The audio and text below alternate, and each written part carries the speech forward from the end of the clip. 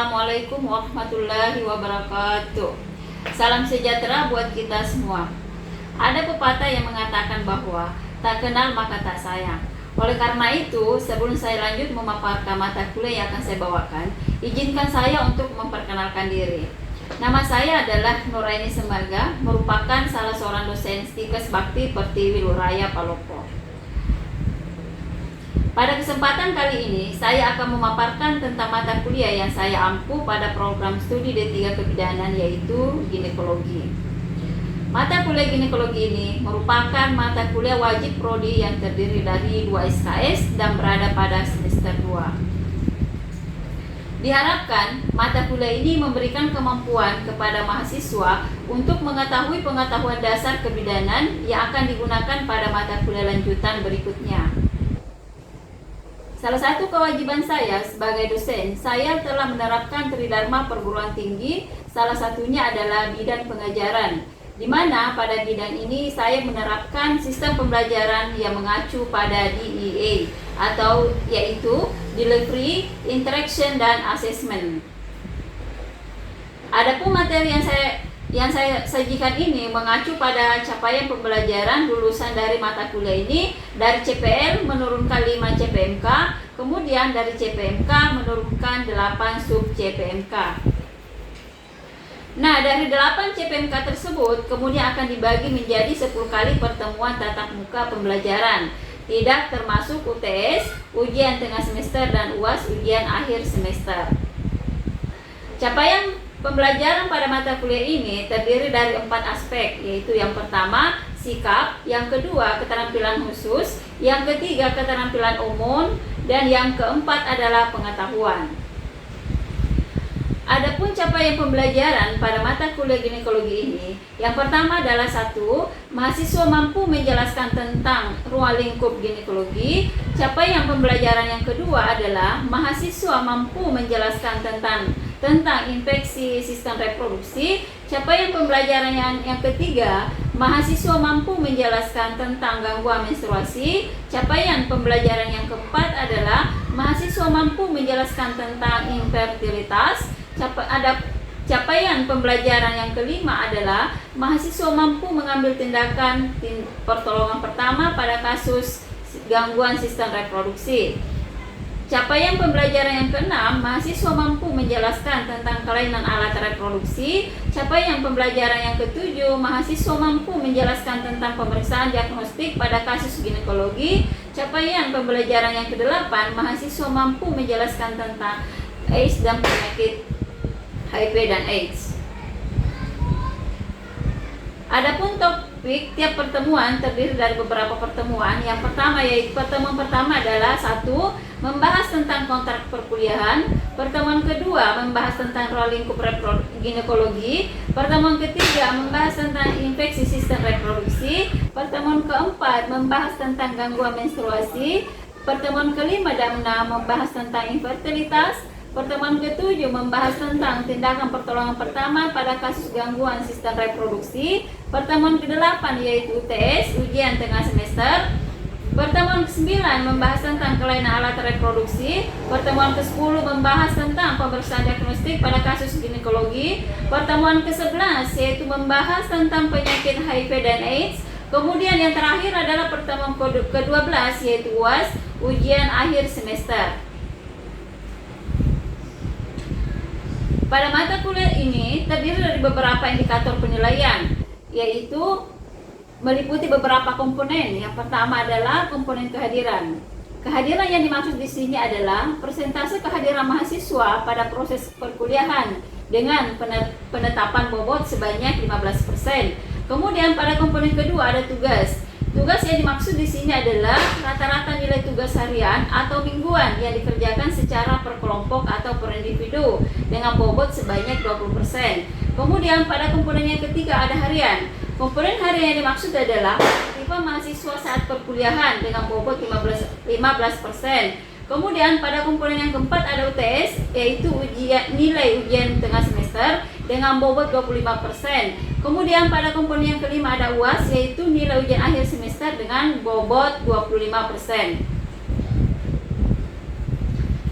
Nah, ada beberapa metode perkuliahan yang digunakan pada mata kuliah ginekologi ini, yaitu satu, ada ceramah, kemudian yang kedua ada diskusi. Media yang biasa digunakan adalah media Zoom dan WA Group.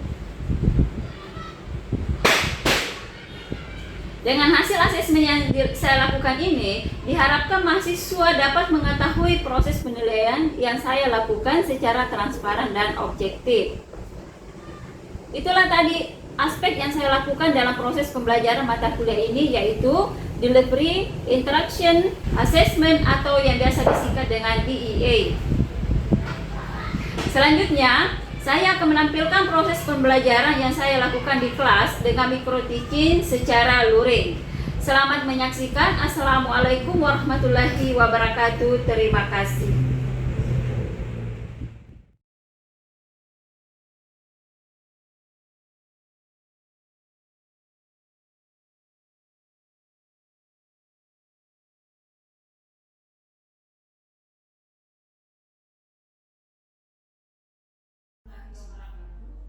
Waalaikumsalam warahmatullahi wabarakatuh. Selamat sore. Sore. Terima kasih untuk kesempatan dan waktu kalian. Syukur alhamdulillah hari ini kita masih berjumpa lagi di pertemuan yang ke-7. Hari ini kita membahas tentang IMS. IMS itu adalah infeksi menular seksual. Sebelumnya kalian pernah mendapatkan ini, hanya belum lengkap ya. Baiklah, hari ini kita terlengkap dengan membahas sekaligus mengenai AIDS-nya. Nah, sebelum kita melangkah lebih jauh, kita harus mengetahui dulu apa pengertian dari IMS. Infeksi menular seksual adalah infeksi sebagian besar ditularkan melalui hubungan seksual. Nah, penularannya pertama itu tentang seksual. Seksual itu apa saja? Itu terdiri dari beberapa organ reproduksi. Kalau pada pria ada dengan penis, kemudian pada wanita melalui vagina, kemudian anal atau dubur, kemudian oral atau melalui ciuman, ya, mulut. Nah, kemudian penularan yang kedua yaitu seksual, yang mana itu pertama itu melalui darah, transfusi darah, jarum suntik, ya. Kemudian melalui jalan lahir, misalnya ibu yang menderita IMS itu potensi menularkan ke bayi, ya, ke janin yang dikandung. Pada saat lahir bayinya berpotensi mengalami kebutaan. Kemudian kontak tubuh atau badan, ya. Kemudian keempat, kebersihan alat reproduksi yang tidak terjadi dengan baik. Jadi tidak semua orang yang mengalami IMS atau infeksi menular seksual itu adalah hasil hubungan seksual yang tidak aman. Tapi bisa jadi faktornya adalah personal hygiene yang kurang bersih. Misalnya nih, sering menggunakan pakaian ketat yang kayak ice itu kan bisa memicu penyemburan bakteri kalau terlalu ketat celana dalamnya, karena darah termasuk yang memicu terjadinya kepetikan yang abnormal, ya. Jadi tidak jangan paksakan dulu melakukan misalnya ada temannya nih yang kena IMS, berarti pernah berhubungan seksual, tidak selamanya. Bisa jadi karena personal hygiene-nya kurang terjaga dengan baik. Nah, kemudian di sini ada jenis-jenis IMS. Ya, pertama itu ada BO atau yang biasa dikenal dengan gonorrhea atau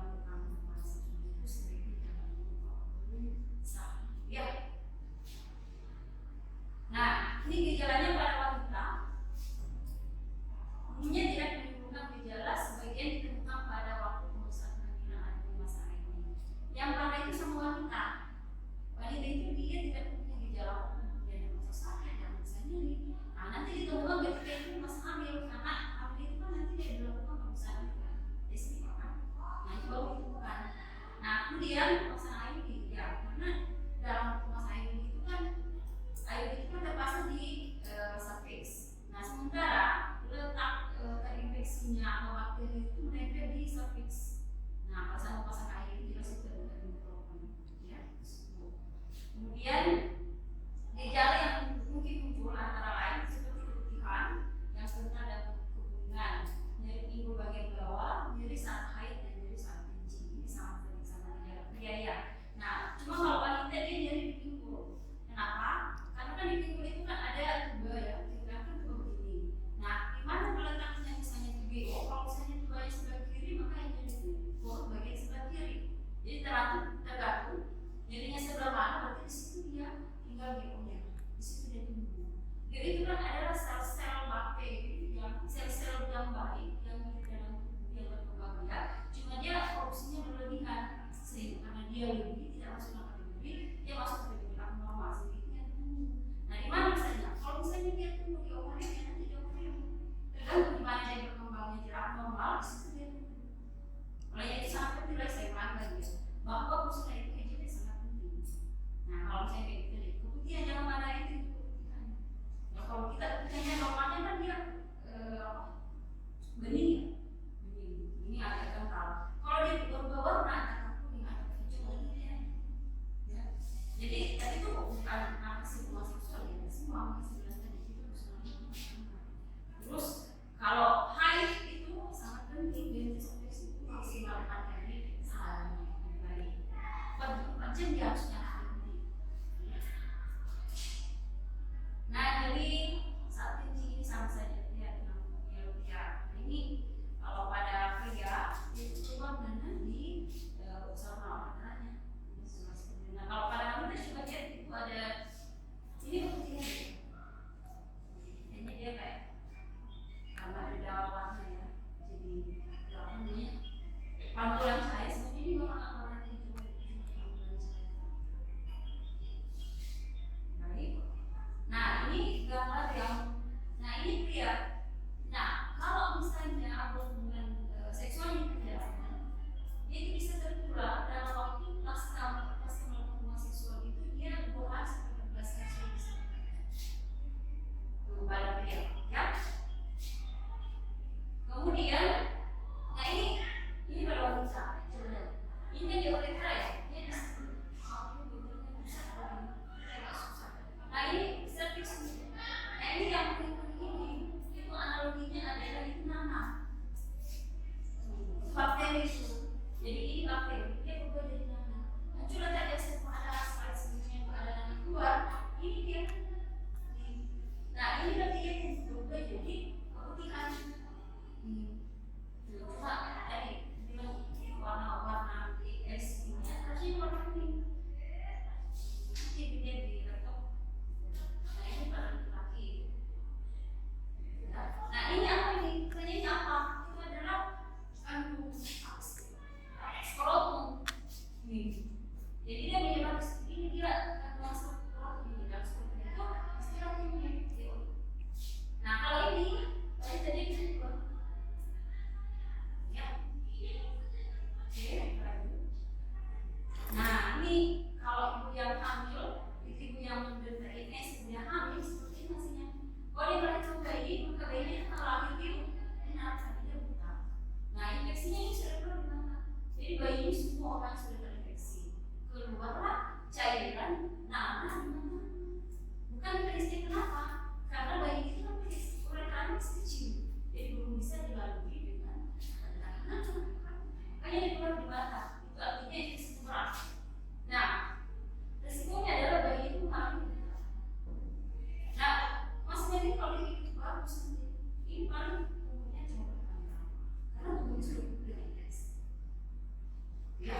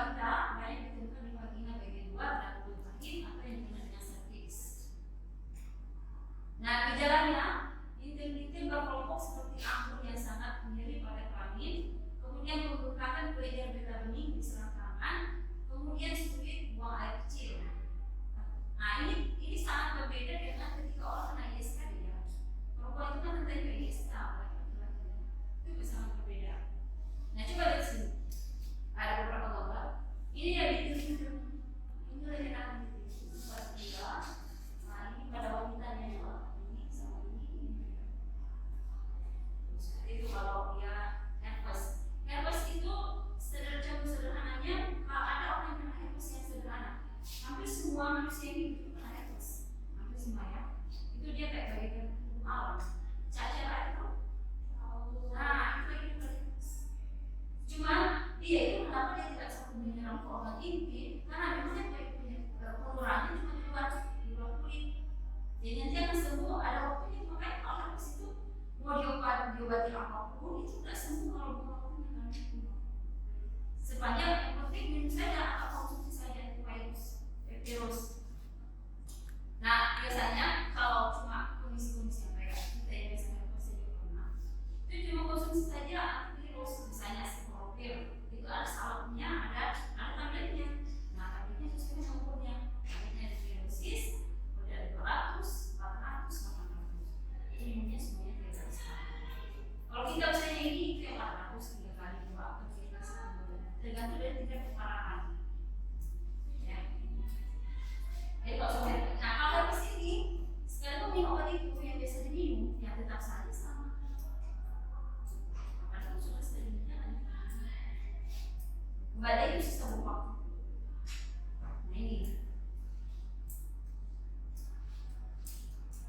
Nah ini bisa fix pada wanita, bisa fix pada laki-laki dia juga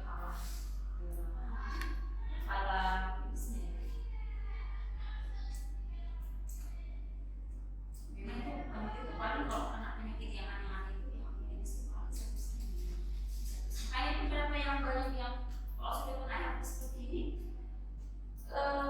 kesempatan untuk memiliki lagi keturunan itu ini karena statusnya sudah dinyatakan mati. Nah, yang keempat ada trichomoniasis, penyebabnya adalah parasit. Gejalanya pada pria sering kencing, sakit saat kencing, nanah keluar saat kencing. Nah pada wanita keputihan encer berwarna putih hijauan, berbusa dan berbusuk, bibir kemaluan agak bengkak, pendarahan, biota dan terasa tidak nyaman.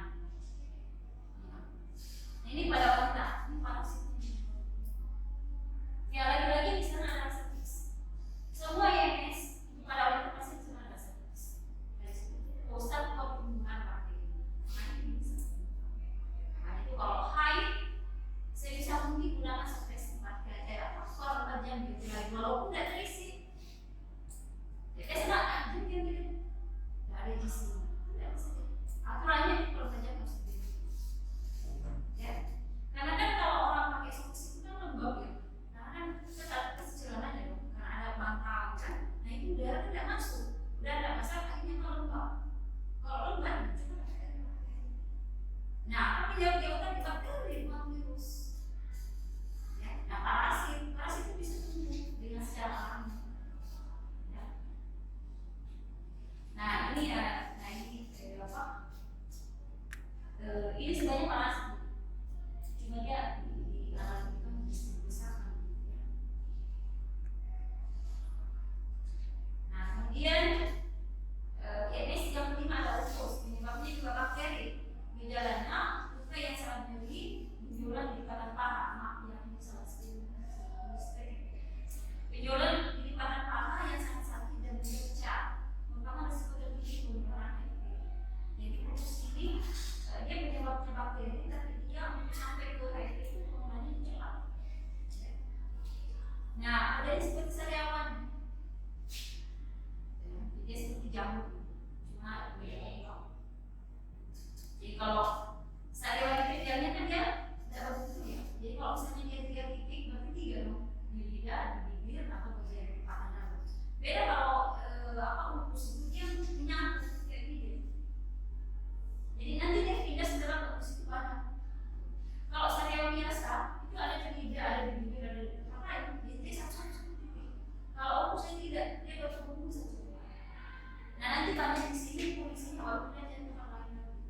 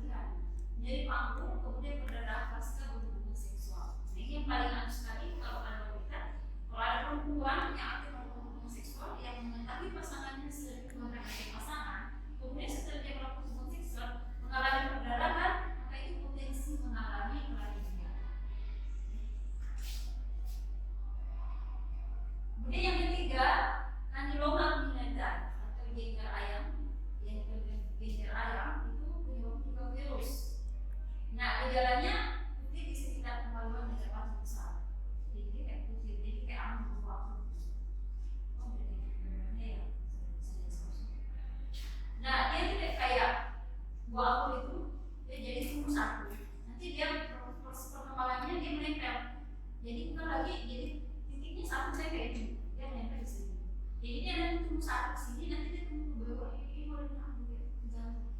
Biasa dia tumbuh di labia mayor. Kan itu di pinggiran kakinya itu ada yang kayak gigi ayam, itu dia meningkat.